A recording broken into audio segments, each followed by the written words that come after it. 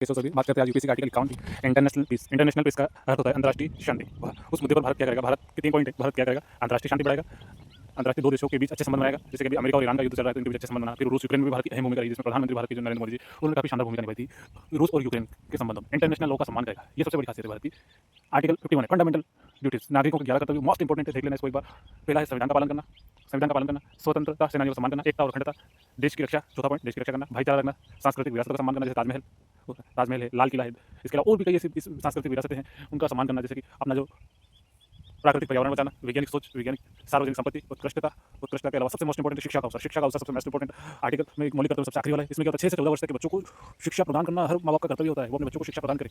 आपका बच्चा शिक्षा के माध्यम से आईएएस ऑफिसर बन सकता है। मिलते हैं नेक्स्ट क्लास में, वो सबसे मोस्ट इंपोर्टेंट प्रेसिडेंट वाली, जिसमें आर्टिकल 56 से 60 तक की बात करेंगे। तब तक के लिए थैंक्स, जय सिया राम। इंपॉर्टेंट राष्ट्रपति article 52 president of India. President of India, Bharat का राष्ट्रपति एक होना चाहिए, भारत का राष्ट्रपति एक होना चाहिए।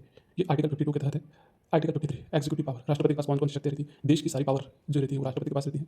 राष्ट्रपति के पास देश की जितनी भी बड़ी पावर है वो सब इनके पास रहती है। लेकिन यदि देखा जाए तो प्रोफेशनल तरीके से देखा जाए तो PM plus council of minister, जैसे गृह मंत्रालय, रक्षा मंत्रालय, इनके पास सबसे ज़्यादा पावर इनके पास रहती है। इलेक्शन ऑफ प्रेसिडेंट, राष्ट्रपति का चुनाव कैसे होता है? तो एक तो एमपीज यानी कि जो लोकसभा के सांसद होते हैं और राज्यसभा के सांसद होते हैं वो अपना वोट डाल सकते हैं। इसके अलावा एमएलए सारे 28 राज्यों और केंद्र शासित प्रदेश को जितने भी विधायक या विधान परिषद के सदस्य वो वोट डाल सकते हैं। इन दोनों के वोट के माध्यम से राष्ट्रपति का इलेक्शन होता है। इलेक्शन प्रोसेस ये तो रिप्रेजेंटेशन सिंगल होता है ना, उसके पूरे राज्य की जनसंख्या, उसके मतों की संख्या।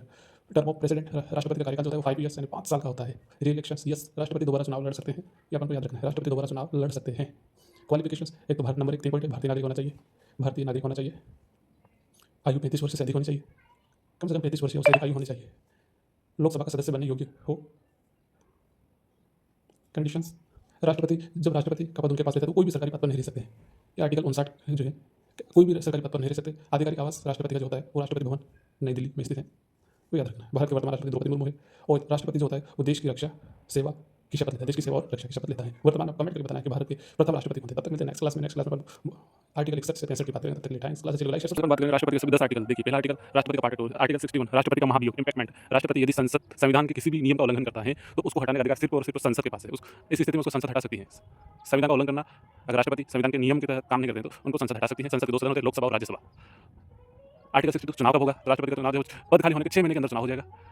आर्टिकल 63 उपराष्ट्रपति सबसे मेन इंपॉर्टेंट है, भारत का एक ही वाइस प्रेसिडेंट होगा, ये आर्टिकल 63 कहता है। आर्टिकल 64 उपराष्ट्रपति का काम क्या होता है? उपराष्ट्रपति का काम राज्यसभा का सभापति होता है। राज्यसभा का सभापति उपराष्ट्रपति होता है। नोट कर लीजिए इस चीज को आप कि राज्यसभा का सभापति कौन है? उपराष्ट्रपति। राष्ट्रपति का काम कौन करेगा? तो बैकअप के तौर पर उपराष्ट्रपति काम करेगा, बैकअप के तौर पर। एक अन्य विकल्प राष्ट्रपति के अलावा उसका काम कौन करेगा? तो वाइस प्रेसिडेंट करेगा। उपराष्ट्रपति का चुनाव जो होता है वो सीट खाली होने पर उपराष्ट्रपति का चुनाव होता है। जैसे कि अभी 6 अप्रैल 2026 को नए भारत के राष्ट्रपति सीपी राधाकृष्णन। उपराष्ट्रपति का कार्यकाल 5 वर्ष का होता है, 5 ईयर्स। उपराष्ट्रपति चुनाव का समय फिक्स होता है, ऐसा नहीं कि वो किसी एक उपराष्ट्रपति ने यदि दे दिया तो फिर वो चुनाव नहीं होगा। फिक्स हर 5 2022 में हुआ है।